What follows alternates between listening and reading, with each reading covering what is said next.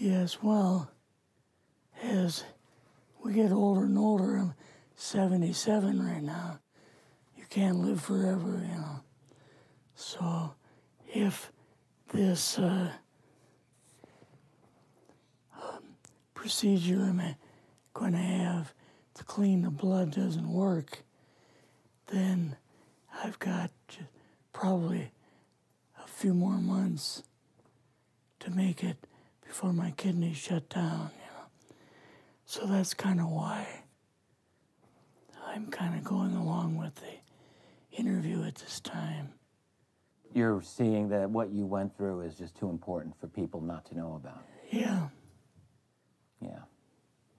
Can you just, can we start at the beginning with your military career and just walk through what exactly your experiences were? Was drafted into the military and got into the U.S. Army. After that, I was sent to the Signal Training Center in eastern United States. What year would this be? 58. I went through the signal training course. And at that time, I went through the radio teletype course and also the cryptography course, crypto. They had 5 instructors that were getting out of military service. So they pulled the top 5 students, and I was 3rd in the class. So I got pulled as an instructor. Now, were you at this time also working yet for CIA? No. Not yet? No. After one day, my boss came to me, and he said, how would you like to, make some extra money? And I said, oh, money is good. So he's explained to me that he could put it through. I would have to get a top secret White House Q clearance for the job, And I thought, boy, must be a pretty exclusive thing, And I said, well, what is this? And he said that I'm director for the CIA for Eastern United States, And I said, oh, I didn't know that. And he said, you weren't supposed to. After about 6 weeks, my security clearance came through, and I got my CIA card. It was an ID card, like a credit card, where I could just go up to the door and slice it, walk right in. And my name at that time, I used a artificial name too. Never used my real name. I started working with him on the project he was on, and that was Project Blue Book, which was kind of partially a fraud.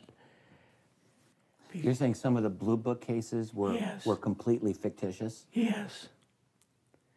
But the cases that we got came from, I think it was Fort Belvoir, Maryland. Fort Belvoir? Yeah. And it didn't come from the Pentagon, or it didn't come from CIA headquarters. But we would get reports about a certain sighting that they had in Mexico or Italy or something like that. And then we had people that would follow through on it, that would go out and interview the people to see if they were nutcases or if it was real, So they'd be going overseas frequently? Yeah, I wasn't, but I always stayed statewide. But the people we had working with us from the CIA would do that. We would get like a new report probably a couple times a week. I was coming into the Army fresh off the farm, so I really didn't have much knowledge of anything. But my boss filled me in on Project Blue Book and what they had found so far. as far as Greys and aliens and the Roswell incident. How did you feel when this first got dumped on you? When you first learned about this? I was just kind of overwhelmed with all of this, you know. And I said to him, I don't know if I'm going to be able to be a judge of this type of thing. What's real, what's not, when I don't have much knowledge of it, you know. So... What did he say? He said, well, we have to build the information as we go, and you'll see how this thing is working out. And then the other thing is, of course, you really weren't able to tell family or close friends, obviously. No, I couldn't tell anybody. In fact, I had to take a vow that I wouldn't tell anybody. A lot of it for 40 years, and more of it for 50 years, which is up in 2010. You're doing all this crypto work. You're looking at images, photographs, video. It's 1958, maybe the fall of 58. What happened after this? At that time, the Project Blue Book thing kind of went pot, you know.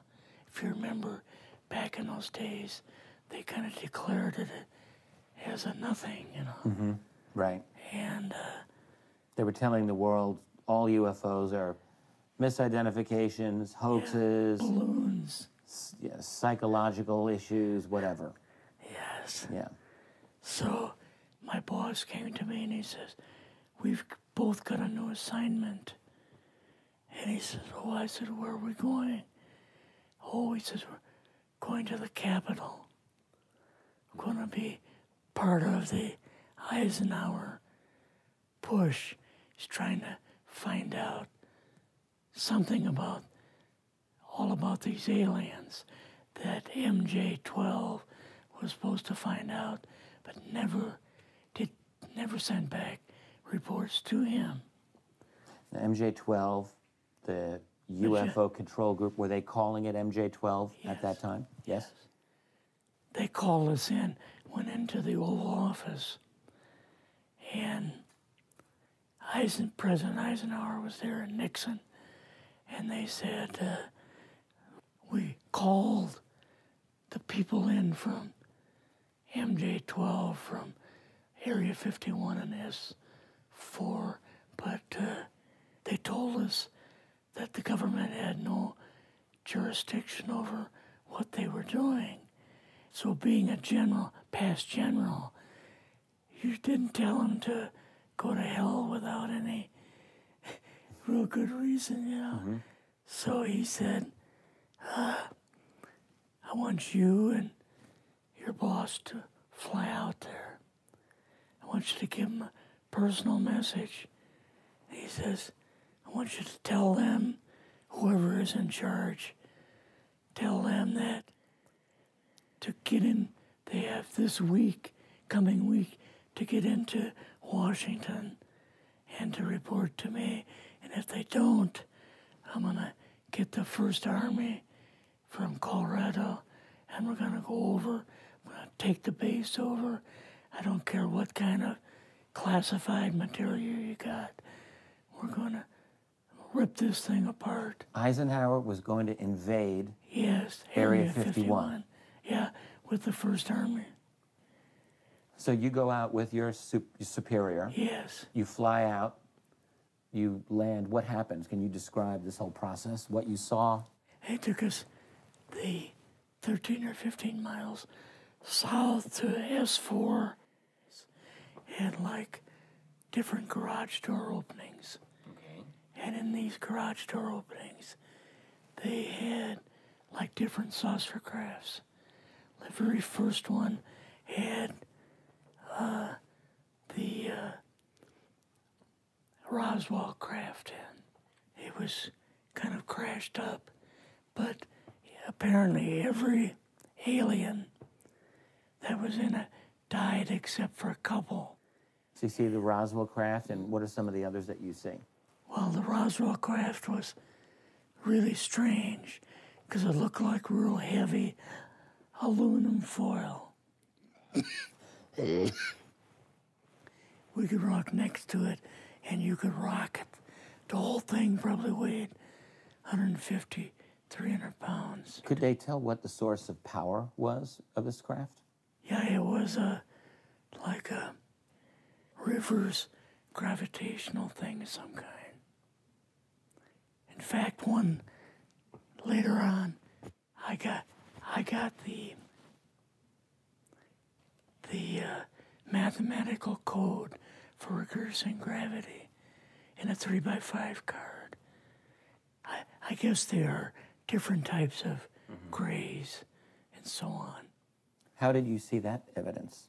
Well, at the later on at S4, we viewed the autopsy film, and then the colonel said, "What we've got in here is we're interviewing a gray alien." All right, right there. How did you feel at that moment? Well, I thought, boy, we had no idea we were going to see the real thing. All we saw was film. You had to have a little bit of heart racing at that Yes. moment. My boss was able to go in and had a partial interview with him. So what did this gray alien look like? Could you describe him a little bit? This one looked a little bit oriental. So I'm just wondering if it looked almost human, what about this didn't look human? No, it didn't look human as far as the skin tone and basically the shape of it and the size. How was its head size compared with a normal human, for example? Brain was kind of a little bit bigger. And some of the nose was very, very small. And the ears were just like holes. Mouth was very small. Now, why were they bringing you out here at all, anyway, to see an alien? What was the point? To go back and tell the president they actually had one. So he did not know at this point No, if there was an alien at S4. no. What did you do then at Area? Were you done, or did you have other things to do with Yeah, S4? so basically we were kind of done, went back to Area 51. They took us into the main building, and there we saw a U-2, which of course we didn't know existed. And a model of the SR-71. Yeah, the Blackbird. So, but like I mentioned earlier, it was not a model of the current Blackbird, It's an earlier version. but an early version. Did you go directly to Washington after this? Yes. Or did you go somewhere else? How did they get, did you fly regular airline or? We flew back to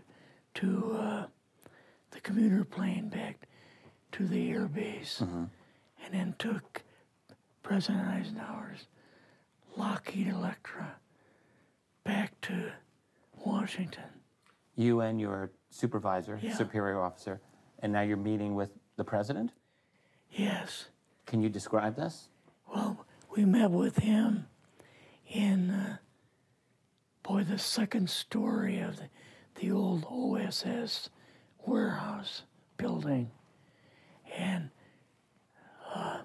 Eisenhower and Nixon were there, and also Hoover was there. So he asked us what was going on, and we told him about the alien, the whole situation, and the black projects and so on. And he was just totally shocked. He appeared for the first time to be worried. You know, like he was worried. I would think that Eisenhower would, he certainly knew that flying saucers were real. Yes. He knew that there were aliens. So I guess I'm just wondering, what would he have been, really surprised about? Surprised about the black programs. Eisenhower said, got to keep this thing completely secret. You know, can't talk about this.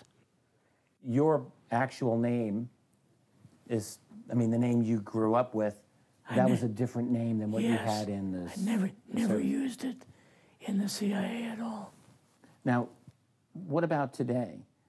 You're going on the public record, and this is still sensitive information, even though earlier you talked about, you know, security oaths that maybe expire after a certain period of time. 50 years.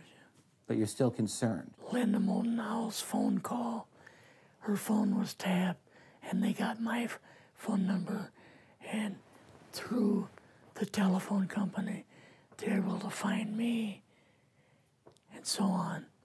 When they found you, what happened? I was going to a grocery store. Two guys in a black suits come out of a black Lincoln town car and came over to see me. And they told me that I better not publish anything or talk to Linda about any more things. So at that time, I did, you know, I stopped. That was enough to intimidate you. Yes. Rather remain anonymous. Never show my face on anything. Really, thank you for doing this. Yes, this was, I guess, kind of a good idea because I feel much better having talked about it. I kind of feel like there's a load off my shoulders. Really?